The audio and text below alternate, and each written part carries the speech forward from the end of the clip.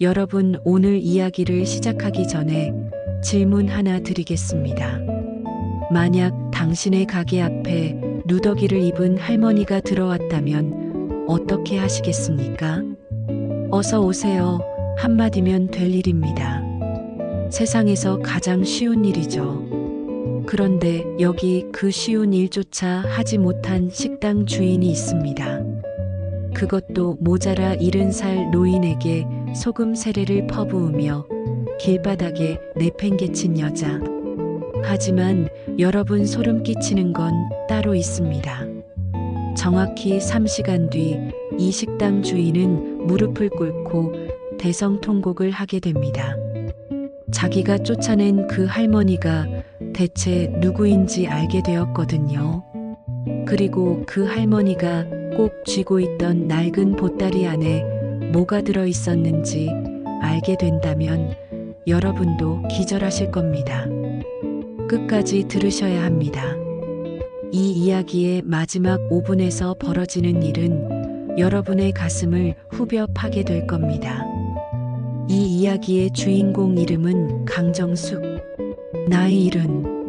40년 전 29에 독일행 비행기에 올랐던 파독 간호사입니다. 파독 간호사.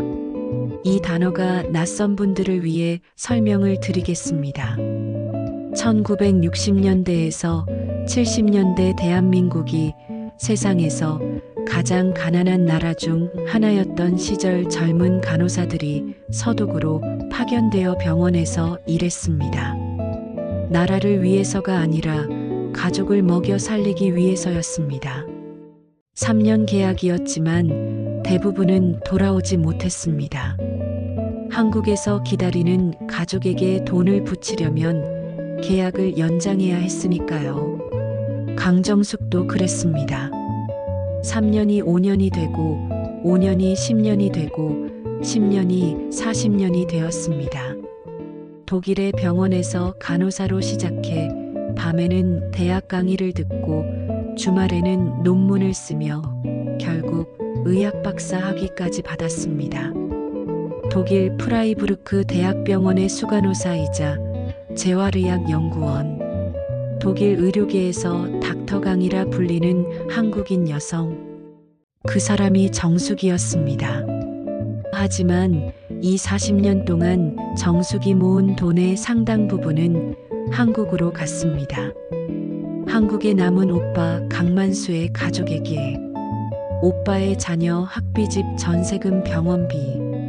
정숙이 받는 월급의 절반 이상이 매달 한국 오빠 가족의 통장으로 들어갔습니다. 정작 정숙 본인은 독일의 작은 원룸에서 살면서 점심을 김밥으로 때우는 생활을 40년간 했습니다. 결혼도 하지 않았습니다. 결혼하면 가족에게 보낼 돈이 줄어들까봐. 6년 전 오빠 만수가 위암으로 세상을 떠났습니다. 정숙은 장례에도 가지 못했습니다. 병원 일정 때문에. 관 속의 오빠 얼굴을 보지 못한 것이 정숙의 평생 한이 되었습니다. 오빠에게는 아들이 하나 있었습니다. 조카 수호. 정숙이 돈을 보내 대학까지 보낸 조카. 수호는 성실하게 자라 외식업에 뛰어들었고 경기도 수원에서 제법 큰 한정식집을 운영하고 있다는 소식이 들렸습니다. 정숙은 수호가 대견했습니다. 오빠 대신 키운 것이나 다름없는 아이니까요. 올해 초 정숙은 은퇴를 결심했습니다.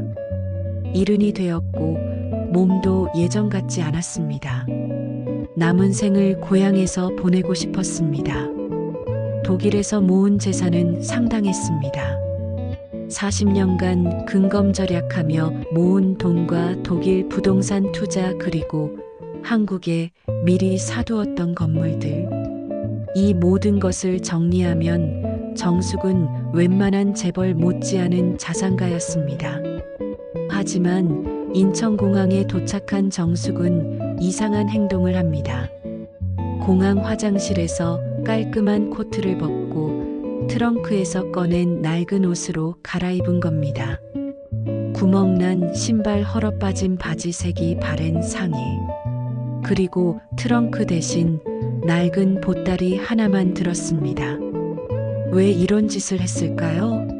정숙에게는 40년간 풀리지 않은 의문이 하나 있었습니다. 내가 돈을 보내지 않았어도 오빠 가족은 나를 반겨줬을까? 내가 빈손으로 돌아가면 수호와 수호의 가족은 나를 어떻게 대할까? 40년간 매달 돈을 보내면서도 정숙은 한 번도 사랑받는다고 느낀 적이 없었습니다. 전화 통화는 항상 돈 이야기로 시작해 돈 이야기로 끝났고, 오빠가 살아있을 때도 누나 이번 달 좀 더 보내줄 수 있어? 가 첫마디였습니다. 정숙의 마음 한쪽에는 항상 의심이 있었습니다. 나를 사랑하는 건가, 나의 돈을 사랑하는 건가. 그래서 정숙은 시험을 하기로 했습니다. 빈손에 누더기 할머니로 돌아가 조카의 가족이 자신을 어떻게 대하는지 직접 확인하겠다고. 여러분, 정숙이 이 시험에서 무엇을 보게 되는지, 그리고 그 결과가 어떤 파장을 일으키는지, 이 이야기의 심장은 바로 여기에 있습니다. 택시를 타고 갈 수도 있었지만 정숙은 일부러 버스를 타고 수원에 도착했습니다. 그리고 조카 수호가 운영한다는 한정식집 수호원 앞에 섰습니다. 꽤 큰 식당이었습니다. 간판도 번듯하고 인테리어도 격식이 있어 보였습니다. 문 앞에는 개업 화환이 줄지어 놓여 있었습니다. 오늘이 새 지점 오픈 날이었던 겁니다.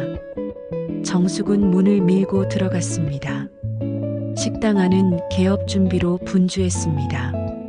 직원들이 테이블을 세팅하고 있었고, 카운터에는 젊은 여자 한 명이 서 있었습니다. 30 초반으로 보이는 여자. 화장이 진했고 손에는 명품 시계가 차여 있었습니다. 이 여자가 조카 수호의 아내, 조카 며느리 미란이었습니다. 미란은 정숙이 들어오는 것을 보자 얼굴이 일그러졌습니다. 정숙의 행색이 눈에 들어왔을 겁니다. 구멍난 신발, 헐어빠진 옷, 낡은 보따리. 누가 봐도 노숙자이거나 구걸하러 온 사람으로 보였죠. 미란이 카운터에서 나오며 정숙을 가로막았습니다. 어머 할머니, 여기 일반 가게 아니에요. 구걸은 다른 데 가서 하세요. 우리 가게 오픈 날인데 재수없게 웬일이야. 정숙은 침착하게 대답했습니다. 나는 강정숙이요. 수호 고모야. 수호 좀 만나게 해줄 수 있겠니? 미란의 눈이 가늘어졌습니다. 수호의 고모. 독일에 있다는 그 고모. 미란은 분명 남편에게서 고모 이야기를 들은 적이 있었습니다. 독일에서 돈을 많이 벌어 보내줬던 고모.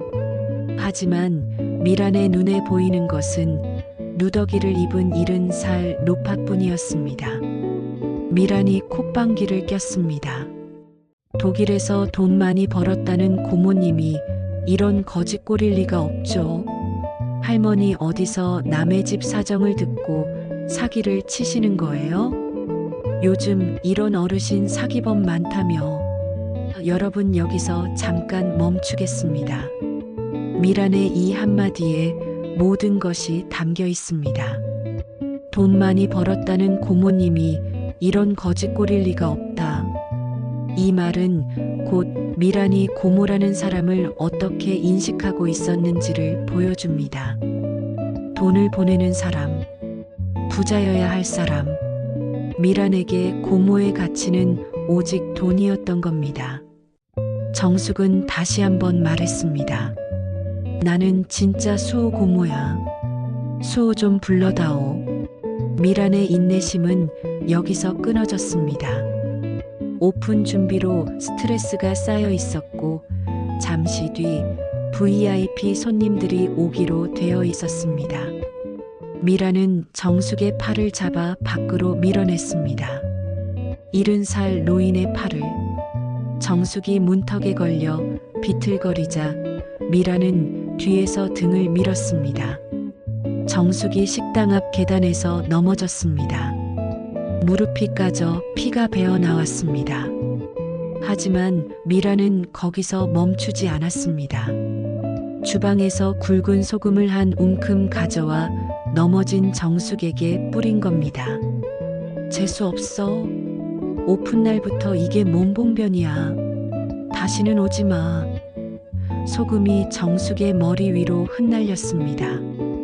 까진 무릎 위에도 세상에서 가장 모욕적인 방식으로 쫓겨난 겁니다. 식당 직원들은 이 장면을 봤지만 사장님 앞에서 아무도 나서지 못했습니다. 한 직원이 안쓰럽다는 듯 정숙에게 물을 건네려 하자 미란이 쏘아붙였습니다. 뭐해? 일이나 해. 정숙은 말없이 흙을 털고 일어섰습니다. 무릎에서 피가 흐르고 있었지만 정숙의 표정은 놀라울 정도로 담담했습니다. 아프지 않아서가 아니었습니다. 40년의 시간이 이 순간을 위해 자신을 단련시켜 놓았기 때문입니다. 독일의 병원에서 인종차별을 받으며 이를 악물었던 수십 년 야근 끝에 빈 원룸으로 돌아와 혼자 울었던 밤들. 정숙은 이미 세상의 모진 것들을 다 겪어본 사람이었습니다. 정숙은 보따리를 다시 고쳐 메고 식당에서 30m쯤 떨어진 버스 정류장 벤치에 앉았습니다. 까진 무릎에 손수건을 대고 하늘을 올려다보았습니다. 그래, 이런 거였구나. 40년간 품어왔던 의문의 답을 얻은 겁니다. 돈이 없으면 가족도 나를 사람 취급하지 않는구나. 하지만 이 이야기는 여기서 끝이 아닙니다. 오히려 여기서부터 시작입니다. 왜냐하면 정숙이 앉아있는 그 버스 정류장의 1시간 뒤 한 남자가 도착하기 때문입니다. 그 남자가 정숙을 알아보는 순간 미란의 세계는 완전히 뒤집어집니다. 여러분, 이 이야기를 제대로 이해하시려면 정숙이라는 사람이 어떤 삶을 살아왔는지를 먼저 아셔야 합니다. 1977년 29의 강정숙이 독일 프랑크푸르트 공항에 발을 디뎠습니다. 가방 하나에 한국어 사전 한 권, 독일어 회화책 1권이 전부였습니다. 파독 간호사 3기, 계약 기간 3년, 서독의 지방병원에 배치되어 병동 간호를 맡는 것이 정숙의 일이었습니다. 정숙이 독일에 간 이유는 간단했습니다. 돈이었습니다. 한국에는 정숙보다 6살 많은 오빠 강만수가 있었고 만수에게는 아내와 갓 태어난 아들 수호가 있었습니다. 만수는 성실했지만 가난했습니다. 구멍가게를 운영하며 겨우 입에 풀칠하는 형편. 정숙은 오빠를 대신해 독일에서 돈을 벌어보내기로 한 겁니다. 독일의 병원은 혹독했습니다. 하루 12시간 교대 근무, 환자의 대소변을 치우고 시체를 닦고 밤새 응급실을 지키는 것이 일이었습니다. 독일어를 못했기 때문에 의사와 동료 간호사들에게 수시로 구박을 받았습니다.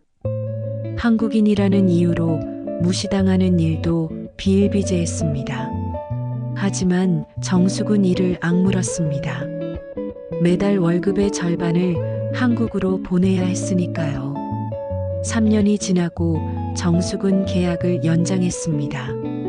오빠의 가게가 망해서 빚이 생겼다는 소식이 왔기 때문입니다. 정숙이 보낸 돈으로 빚을 갚았습니다. 그 다음 해에는 수호의 학비가 필요했습니다. 그 다음에는 올케의 수술비. 한국에서 돈 보내달라는 연락이 끊이지 않았고 정숙은 한 번도 거절한 적이 없었습니다. 하지만 정숙이 대단한 것은 돈만 보낸 것이 아니라 자기 자신도 성장시켰다는 점입니다. 낮에 일하고 밤에 공부했습니다. 독일어를 마스터하고 대학에 입학하고 석사를 마치고 결국 박사 학위까지 받았습니다. 재활의학 분야의 논문이 유럽 학술지에 실렸고 프라이부르크 대학병원에서 닥터강으로 불리는 존경받는 연구원이 되었습니다. 독일 의료계에서 닥터강의 이름은 결코 가벼운 것이 아니었습니다. 특히 한국과 독일 간의 의료기술 교류에서 정숙의 역할은 핵심적이었습니다. 한국의 여러 기업이 독일 의료기술을 도입할 때 정숙이 다리를 놓아주었고 그 과정에서 한국 건설사와 의료기기 회사들이 독일과 제휴에 성공한 사례가 여럿 있었습니다. 하지만 이 모든 성취에도 불구하고 정숙의 독일 생활은 외로웠습니다. 결혼은 하지 않았습니다.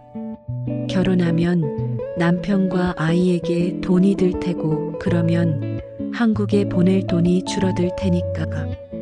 친구도 많지 않았습니다. 일과 공부 그리고 가족에게 돈을 보내는 것. 그것이 정숙의 인생 전부였습니다. 40년간 정숙이 한국 가족에게 보낸 총액은 약 8억 원이었습니다. 오빠의 빚수호의 대학 등록금, 올케의 수술비, 오빠 장례비까지. 하지만 정숙이 한국 가족에게서 받은 것은 거의 없었습니다. 전화 한 통이 전부. 그것도 대부분 돈을 더 보내달라는 내용이었죠. 여러분, 이제 정숙이 들고 다니던 그 낡은 보따리 속에 무엇이 있었는지 말씀드릴 때가 되었습니다. 정숙은 40년간 한국 가족에게 돈을 보내면서도 자기 몫의 저축은 따로 해왔습니다. 독일에서의 월급과 연구비 그리고 무엇보다 독일과 한국에서의 부동산 투자.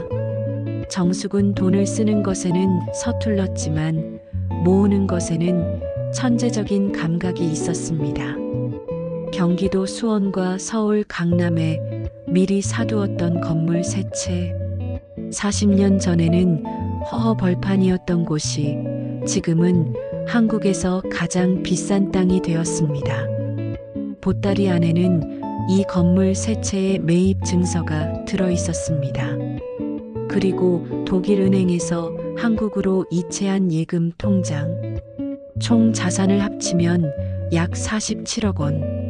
정숙은 이전 재산을 조카 수호에게 물려줄 생각이었습니다. 오빠 대신 키운 것이나 다름없는 수호에게 마지막 선물로. 하지만 정숙에게는 한 가지 조건이 있었습니다. 수호가 자기를 돈 때문이 아니라 사람으로 반겨줘야 한다는 것. 그래서 누더기를 입은 겁니다. 빈손의 할머니로 찾아가 수호의 가족이 자기를 어떻게 대하는지 먼저 확인하겠다고. 보따리 속에는 또 한 가지가 있었습니다. 편지 한 통. 정숙이 독일에서 출발하기 전 밤새 쓴 편지.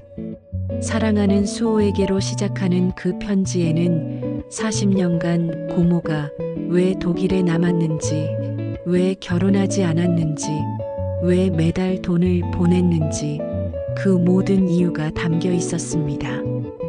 그리고 편지의 마지막 문장. 나는 내가 나의 돈이 아니라 나의 마음을 받아줄 거라고 믿는다. 여러분, 이 편지를 수호가 읽게 될까요?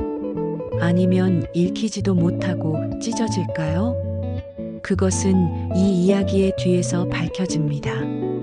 조카 수호 이야기도 해야 합니다. 이 사람이 어떤 사람인지를 알아야 나중에 벌어지는 일의 의미가 명확해지니까요. 강수호, 36, 정숙의 오빠 만수의 외아들. 수호는 고모에 대한 기억이 선명하지 않았습니다. 고모가 독일로 떠난 것이 자기가 태어나기 직전이었으니까요. 하지만 아버지에게서 항상 들었습니다. 내 고모가 독일에서 돈을 보내주지 않았으면 우리 가족은 이미 망했다.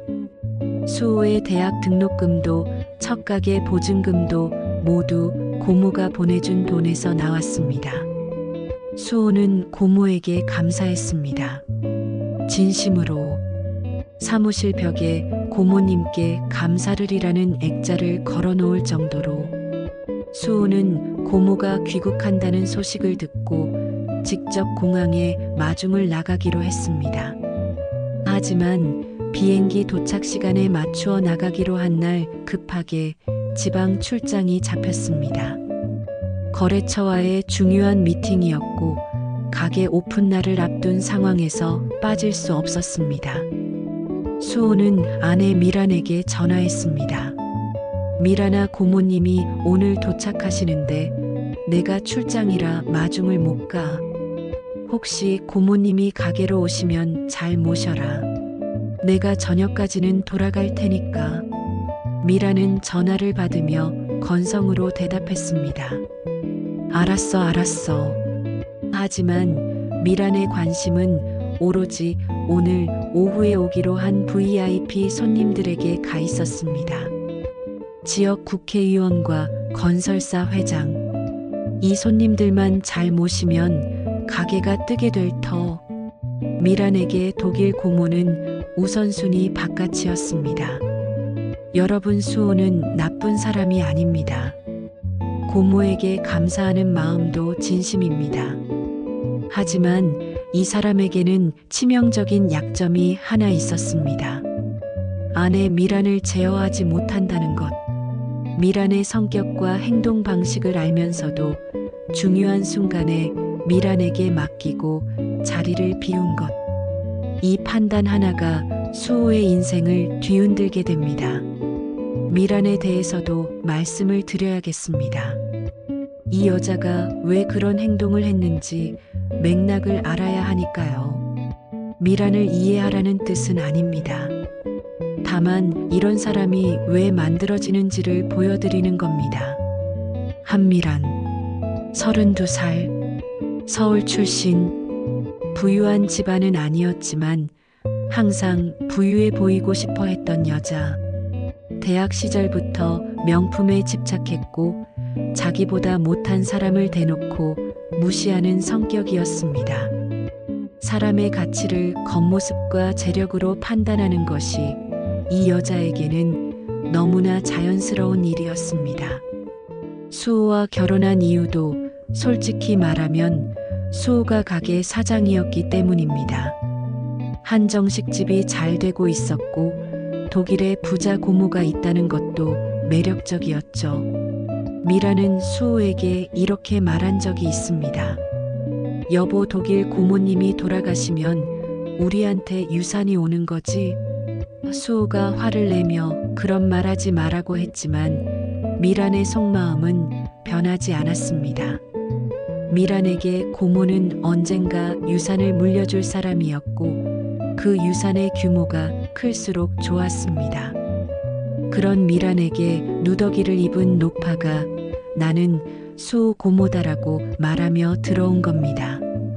미란의 머릿속에서 계산이 돌아갔습니다. 독일에서 돈 벌었다는 고모가 이런 꼴이라고? 그러면 유산도 없다는 뜻이잖아. 빈손짜리 늙은이가 우리 집에 기대 살겠다는 거 아니야? 미란이 정숙을 쫓아낸 진짜 이유. 그것은 단순한 무례가 아니라 돈 없는 노인은 짐이다라는 계산이었습니다. 하지만 여러분, 미란의 이 계산이 얼마나 처참하게 틀리게 되는지는 다음 장에서 밝혀집니다. 그것도 미란이 가장 잘 보이고 싶어하는 사람들 앞에서. 정숙을 쫓아낸 지 2시간 뒤 미란의 식당에 예약된 VIP 손님들이 도착했습니다. 이 고을의 유명한 국회의원 김정태와 수원에서 가장 큰 건설사 한성건설의 박도영 회장. 오픈날에 이런 인사들을 초대한 것은 미란의 기획이었습니다. 이 두 사람만 잡으면 식당의 홍보 효과는 물론이고 향후 사업 확장에도 큰 도움이 될 터였습니다. 미라는 최고의 미소를 지으며 달려나갔습니다. 어서 오세요, 회장님, 의원님. 저희 가게에 와주셔서 영광입니다.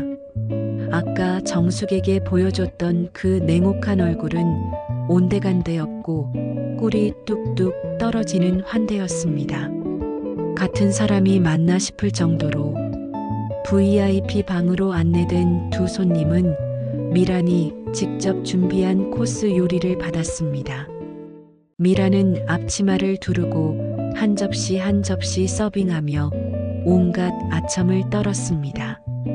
회장님, 이 전복찜은 특별히 회장님 입맛에 맞게 준비했습니다.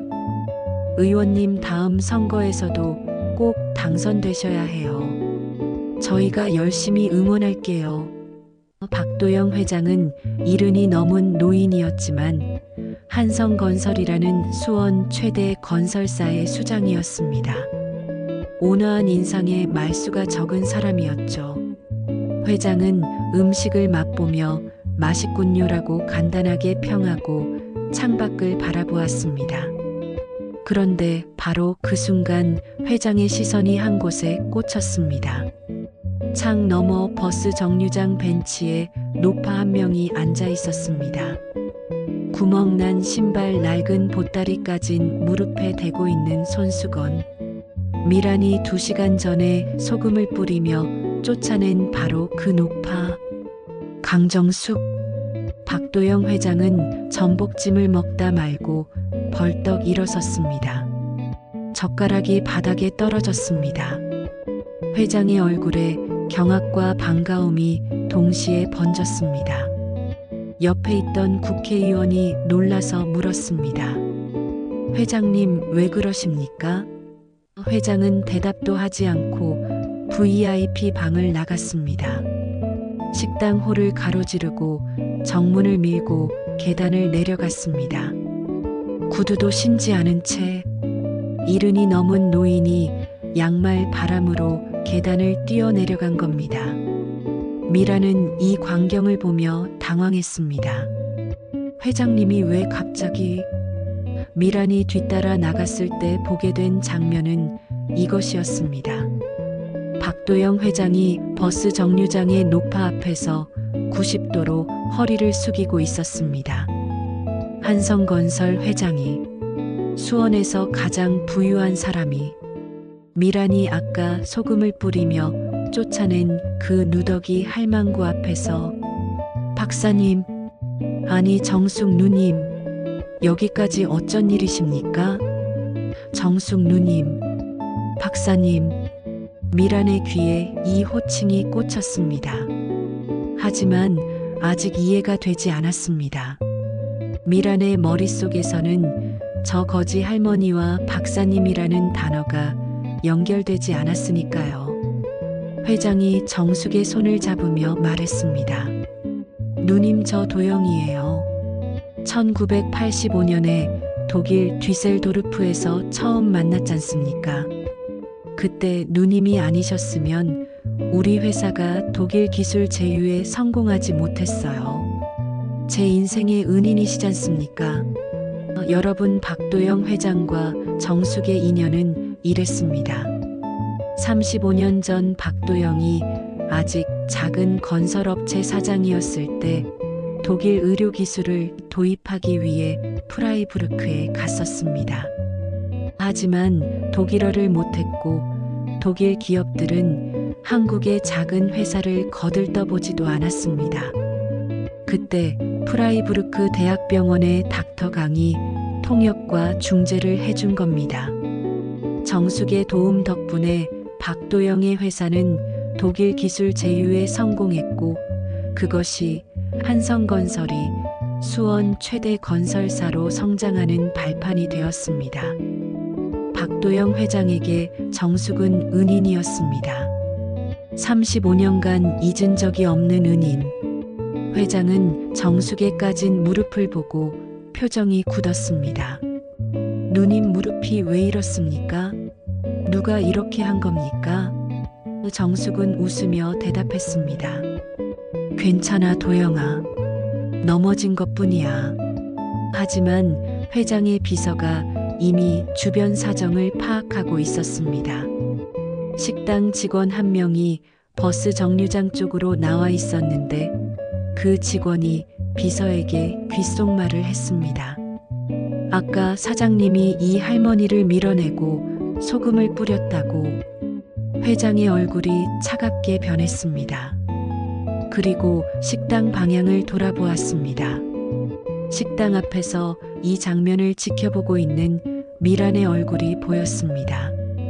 회장이 정숙을 부축하며 식당 안으로 들어왔습니다. 미란은 입구에서 얼어붙어 있었습니다. 머릿속이 하얘졌습니다. 2시간 전에 자기가 밀어내고 소금을 뿌린 노파가 한성건설 회장님이 양말 바람으로 뛰어나가 90도로 허리를 숙이는 사람이라니. VIP 방에서 나온 국회의원 김정태도 정숙을 보자 표정이 변했습니다. 혹시 파독 간호사 출신의 강정숙 박사님이 아닙니까? 작년에 국회에서 파독 간호사 공로 표창을 할 때 후보에 오르신 분. 정숙은 고개를 끄덕였습니다.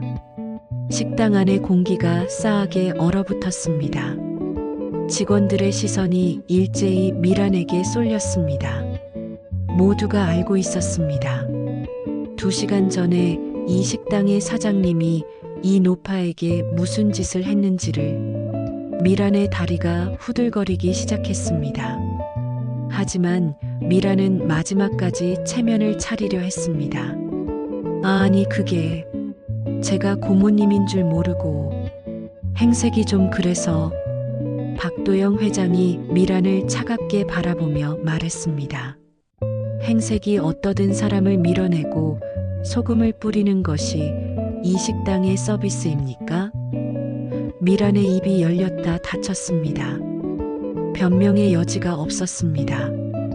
식당 앞에는 CCTV가 있었고 2시간 전의 장면이 고스란히 찍혀 있었습니다.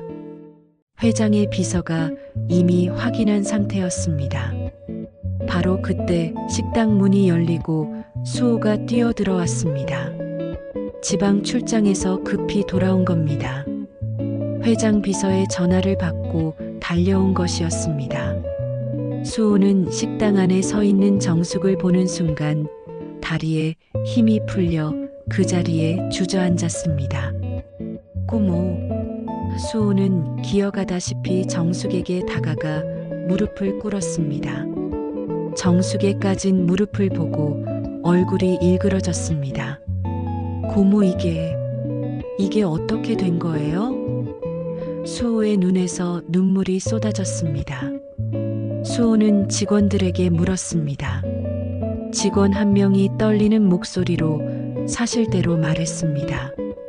사장님이 고모님을 밀어냈고 소금을 뿌렸다고. 수호의 얼굴이 분노로 붉어졌습니다. 그리고 아내 미란을 돌아보았습니다.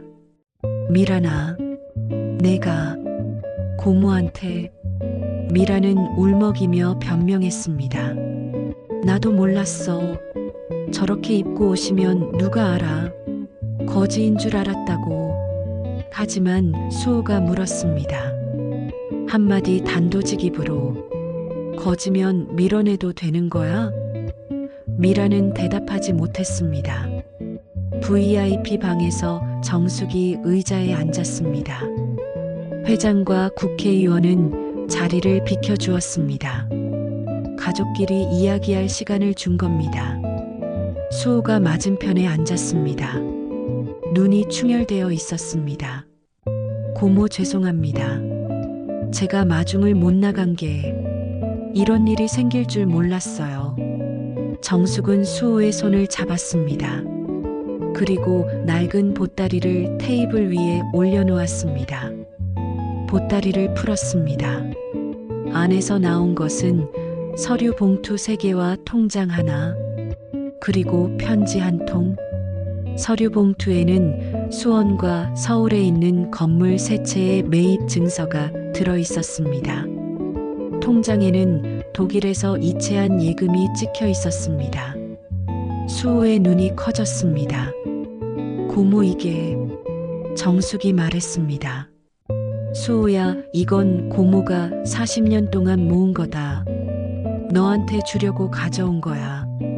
내 아버지 대신 고모가 너한테 줄 수 있는 마지막 선물이라고 생각했어. 수호의 눈에서 눈물이 뚝뚝 떨어졌습니다. 고모. 하지만 정숙은 서류 봉투를 다시 보따리 안에 넣고 보따리를 묶기 시작했습니다. 수호가 당황했습니다. 고모, 왜 다시 묶으세요? 정숙의 눈이 미란을 향했습니다. 방 구석에서 하얗게 질린 채 서 있는 미란. 수호야, 고모가 이 보따리를 열기 전에 확인하고 싶은 것이 있었어. 고모가 빈손으로 왔을 때 이 집이 고모를 받아줄 수 있는 집인지. 결과는 너도 봤지. 정숙은 보따리를 다시 고쳐 맸습니다. 사람의 행색으로 그 가치를 판단하는 집에는 이 복을 나눠줄 수가 없구나. 수호가 소리쳤습니다. 고모, 그건 미란이가 한 거지 제가. 정숙이 조용히 고개를 저었습니다. 수호야, 그 사람을 택한 것은 내 책임이란다. 그리고 내가 자리를 비운 것도. 여러분, 정숙의 이 한마디에 이 이야기의 핵심이 담겨 있습니다. 미란의 행동은 미란의 잘못이지만 그 미란을 제어하지 못한 수호에게도 책임이 있다는 것. 사람을 택하는 것은 그 사람의 행동에 대한 책임까지 택하는 것이니까요. 정숙은 식당을 나와 버스 정류장 벤치에 다시 앉았습니다. 그리고 보따리에서 휴대폰을 꺼내 한 통의 전화를 걸었습니다. 상대는 서울의 법무법인 대표 변호사였습니다. 김 변호사님, 강정숙입니다. 제가 준비했던 증여권 수혜자를 변경하려고 합니다.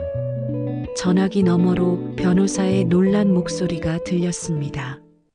박사님, 조카분에게 증여하시기로 하신 건 아닌가요? 정숙이 말했습니다. 마음이 바뀌었어요.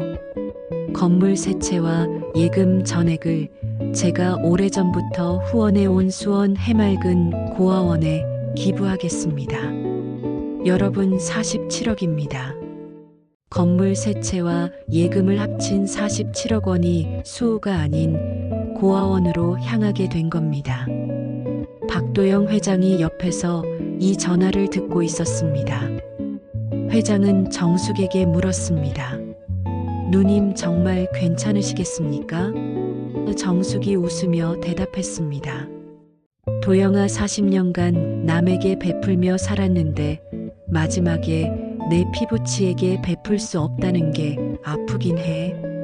하지만 내가 모은 돈이 사람을 사람으로 보지 않는 집에 들어가는 것보다는 부모 없는 아이들에게 가는 게 맞지 않겠니? 회장은 한참을 말없이 있다가 고개를 끄덕였습니다. 누님, 한성건설이 고아원 리모델링을 무상으로 해드리겠습니다. 누님의 뜻을 돕는 것이 제가 할 수 있는 최소한의 보답입니다. 국회의원 김정태도 나와 말했습니다. 강 박사님, 파독 간호사 출신의 기부를 국가 차원에서 조명해야 한다고 생각합니다. 제가 국회에서 관련 표창을 추진하겠습니다. 여러분, 미란이 소금을 뿌리며 쫓아낸 그 누더기 할망구가 47억을 기부하고 건설사 회장에게 은인으로 대접받고 국회의원에게 표창 대상자로 거론되는 상황. 이 모든 일이 미란이 소금을 뿌린 지 3시간 만에 벌어진 겁니다. 변호사에게 전화를 마친 정숙이 식당 안으로 다시 들어왔을 때 미란이 뛰어나왔습니다. 정숙의 바짓가랑이를 붙잡고 무릎을 꿇었습니다. 고모님, 제가 잘못했어요. 제가 눈이 멀었어요. 정말 몰라보고 그런 거예요. 고모님 행색이 좀 그래서. 한 번만 봐주세요. 여러분 이 장면을 보면서 무엇을 느끼시나요? 미란이 지금 사과하는 이유가 뭘까요? 정숙에게 상처를 줬다는 죄책감? 아닙니다. 47억이 고아원으로 가게 됐다는 것을 알게 된 뒤에 사과하는 겁니다. 미란의 무릎은 정숙의 마음을 향한 것이 아니라 47억을 향한 것이었습니다. 정숙도 그것을 알고 있었습니다. 정숙은 미란의 손을 조용히 뿌리쳤습니다. 미란 씨, 내가 누더기를 입고 왔을 때 당신은 나를 밀어내고 소금을 뿌렸어요. 내가 47억을 가져왔다는 걸 알게 된 지금 당신은 무릎을 꿇고 있고요. 2시간 전에 당신과 지금의 당신 중에 어느 쪽이 진짜입니까? 미란은 대답하지 못했습니다. 정숙이 말을 이었습니다. 사람의 행색으로 그 가치를 판단하는 당신은 이미 이 가게를 운영할 자격이 없습니다. 손님도 사람이에요. 비싼 옷을 입은 손님만 사람이 아니에요. 미란이 울며 매달렸지만 정숙은 돌아보지 않았습니다. 40년간 혼자 견뎌온 여자의 등은 지금 이 순간에도 곧았습니다. 소문은 빠르게 퍼졌습니다. 그날 식당에 있던 직원들 중 한 명이 SNS에 글을 올린 겁니다. 파독 간호사 할머니를 누더기라고 쫓아낸 식당이라는 제목으로 글에는 CCTV 캡처 사진까지 첨부되어 있었습니다. 미란이 정숙에게 소금을 뿌리는 장면. 글은 하루 만에 수만 건이 공유되었고 포털 사이트 실시간 검색어에 수억 원 한정식이 올랐습니다. 리뷰 사이트에는 별점 1점짜리 평가가 쏟아졌습니다. 사람을 옷으로 판단하는 식당 가지 마세요. 누더기 입으면 소금 맞습니다. 한 달도 되지 않아 식당 매출은 90% 폭락했습니다. 예약은 전부 취소되었고 식재료 납품 업체도 거래를 끊었습니다. 직원들이 하나둘 그만두기 시작했습니다. 오픈한 지 한 달밖에 안 된 새 지점은 문을 닫아야 할 위기에 처했습니다. 미라는 빈 식당 홀에 앉아 멍하니 있었습니다. 한 달 전만 해도 이 자리에는 손님이 가득했고 미란의 웃음소리가 울려 퍼졌었죠. 지금은 불도 꺼진 주방과 빈 테이블만이 미란을 둘러싸고 있었습니다. 자기가 뿌린 소금이 부메랑이 되어 자기 가게를 덮친 겁니다. 식당이 무너지는 것보다 수호에게 더 큰 충격은 따로 있었습니다. 정숙이 남기고 간 편지. 사랑하는 수호에게로 시작하는 그 편지. 수호는 그 편지를 읽으며 밤새 울었습니다. 40년간 결혼도 하지 않고 자기 가족에게 돈을 보낸 고모. 독일의 작은 원룸에서 점심을 김밥으로 때우며 살았던 고모. 그 고모가 마지막으로 원한 것은 돈이 아니라 마음으로 환영받는 것이었습니다. 그리고 자기 아내가 그 소원을 소금 한 줌으로 짓밟았습니다. 수호는 결심했습니다. 이혼 서류를 테이블 위에 올려놓았습니다. 미란이 서류를 보고 얼굴이 백지장이 되었습니다. 수호야. 수호가 말했습니다. 미란아, 나는 내 잘못을 용서할 수 있어. 하지만 고모의 40년을 짓밟은 것은 내가 용서해도 고모가 용서하지 못해. 그리고 나도 그런 사람과 함께 사는 내가 부끄러워. 미라는 서류를 붙잡고 울었습니다. 하지만 이번에는 47억 때문이 아니었습니다. 처음으로 자기가 잃은 것이 돈이 아니라 사람이라는 것을 깨달은 눈물이었습니다.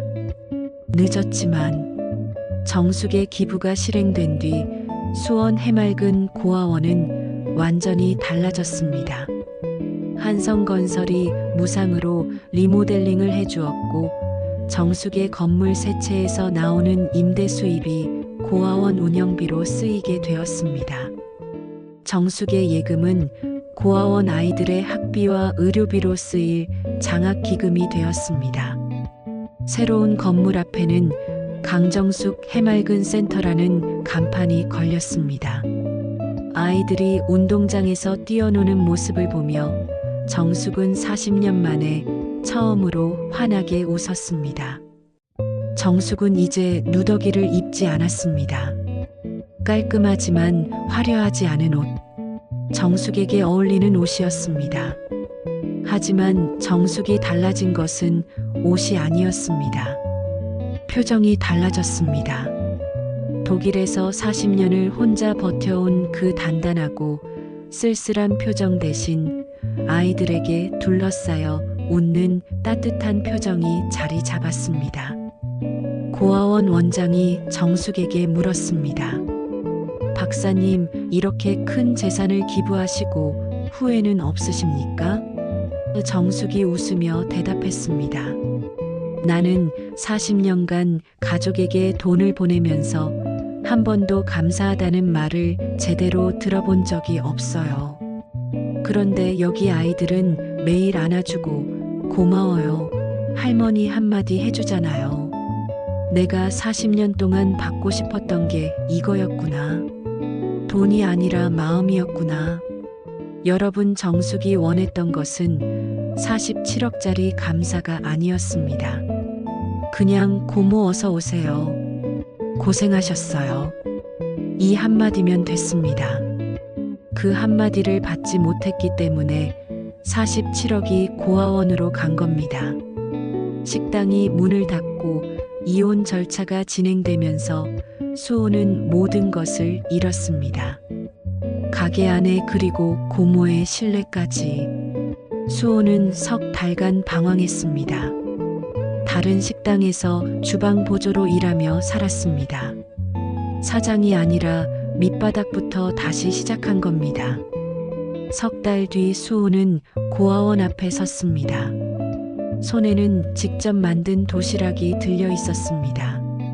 고모가 좋아하는 된장찌개와 계란말이. 수호의 손이 떨렸습니다. 고모가 자기를 만나줄지 확신이 없었습니다. 문을 두드리자 정숙이 직접 문을 열어주었습니다. 수호의 얼굴을 보고 수호의 손에 든 도시락을 보고 정숙의 눈에 눈물이 고였습니다. 수호가 고개를 숙이며 말했습니다. 고모, 제가 만든 거예요. 고모가 좋아하시던 된장찌개. 아버지가 살아계실 때 고모가 전화로 먹고 싶다고 했던 거 기억나서. 정숙의 눈에서 눈물이 흘러내렸습니다. 수호가 기억하고 있었습니다. 10년 전 전화에서 정숙이 무심코 한마디 한 것을. 한국 된장찌개가 먹고 싶다. 정숙은 도시락을 받으며 수호의 손을 잡았습니다. 수호의 손에는 굳은 살이 박여 있었습니다. 석 달간 주방에서 일한 흔적. 정숙은 그 굳은 살을 보며 미소 지었습니다. 수호야, 내 손이 변했구나. 고모 밑바닥부터 다시 하고 있어요. 고모한테 부끄럽지 않은 사람이 되고 싶어서. 정숙은 수호의 손을 꼭 쥐었습니다. 들어와. 아이들이랑 같이 먹자. 수호와 정숙이 고아원 식당에서 아이들과 함께 된장찌개를 먹었습니다. 수호가 아이들에게 계란말이를 나누어 주었습니다. 아이들이 아저씨 맛있어요 하고 웃었습니다. 수호가 웃었습니다. 정숙도 웃었습니다. 여러분, 정숙이 이 47억으로 살 수 있었던 것이 무엇인지 아시겠습니까? 건물이 아닙니다. 이 장면입니다. 가족과 아이들이 함께 밥을 먹으며 웃는 이 장면. 정숙이 40년간 그리워했던 것은 한국의 땅도 가족의 유산도 아니라 밥 한 끼를 함께 먹으며 웃는 이 순간이었습니다. 미란에 대해서도 마무리를 지어야겠습니다. 이혼 후 미라는 수원을 떠났습니다. 갈 곳이 없었습니다. 친정도 등을 돌렸고 친구도 떠났습니다. 미라는 다른 도시의 작은 식당에서 설거지 일을 시작했습니다. 명품 시계를 차던 손으로 그릇을 닦고 잔반을 치우고 기름때를 문지르는 날들. 미란의 원룸 벽에는 신문 기사 하나가 오려붙어 있었습니다. 파독 간호사 출신 강정숙 박사 47억 전액 고아원 기부. 기사 속 정숙의 사진을 미란은 매일 바라보았습니다. 미란이 그 사진을 바라보며 무슨 생각을 했는지는 아무도 모릅니다. 후회였을 수도 있고 자기 연민이었을 수도 있습니다. 하지만 분명한 것은 미란이 이제 누구에게도 소금을 뿌리지 않게 되었다는 겁니다. 밑바닥에서 살아가는 사람은 다른 사람의 밑바닥을 무시할 수 없으니까요. 여러분, 이 이야기의 마지막 장면을 보여드리겠습니다. 가을 어느 날, 수원 해맑은 고아원 운동장에서 정숙이 아이들에게 독일어를 가르치고 있습니다. 이치 리브 DICH, 사랑해라는 뜻이야. 아이들이 따라합니다. 이 리베티, 서툰 독일어에 웃음이 터집니다. 수호는 고아원 급식실에서 아이들의 점심을 준비하고 있습니다. 요리사로 수호는 식당을 새로 열지 않았습니다. 대신 고아원의 급식 담당자로 자원했습니다. 매일 아이들의 밥을 짓고 영양을 챙기고 아이들이 아저씨 밥 맛있어요 할 때마다 환하게 웃습니다. 고아원 담벼락에는 아이들이 그린 그림이 걸려 있습니다. 그림 속에는 할머니 한 명이 아이들에 둘러싸여 웃고 있습니다. 할머니의 손에는 보따리 대신 꽃다발이 들려 있고 아이들은 할머니를 안으며 웃고 있습니다. 그림 아래에 크레파스로 쓴 글씨, 우리 할머니 사랑해요. 정숙은 다시는 낡은 옷을 입지 않았습니다. 하지만 명품을 입지도 않았습니다. 정숙에게 옷은 더 이상 중요하지 않았습니다. 누더기를 입어도 자기를 반겨주는 사람들을 찾았으니까요. 박도영 회장은 매달 한 번 고아원을 방문합니다. 정숙과 함께 차를 마시며 35년 전 독일에서의 추억을 이야기합니다. 국회의원 김정태는 약속대로 정숙에게 국가공로 표창을 추진했고 정숙은 파독 간호사 최초의 사회공헌 표창을 받았습니다. 여러분, 겉모습은 옷일 뿐입니다. 누더기를 입은 사람이 47억의 자산가일 수 있고 명품을 두른 사람이 가장 가난한 마음을 가지고 있을 수 있습니다. 사람의 가치는 지갑의 두께로 정해지지 않습니다. 가슴의 깊이로 정해집니다. 정숙은 40년간 돈을 보내며 가족의 사랑을 사려 했습니다. 하지만 돈으로 살 수 없는 것이 있다는 걸 소금 세례를 맞은 그 순간에 깨달았습니다. 그리고 47억을 고아원에 기부한 순간 정숙은 처음으로 진짜 가족을 얻었습니다. 피가 아니라 마음으로 이어진 가족을. 지금 당신 곁에 누더기를 입은 사람이 있다면 소금을 뿌리기 전에 한 번만 더 생각해 주세요. 그 사람의 보따리 안에 무엇이 들어있는지는 아무도 모르는 일이니까요. 그리고 기억하세요. 남을 무시하는 사람이 받는 벌은 결국 자기 자신에게 돌아옵니다.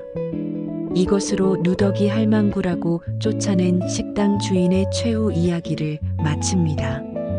구독과 좋아요는 다음번 더 기막힌 이야기를 가져오는 큰 힘이 됩니다. 시청해 주셔서 감사합니다.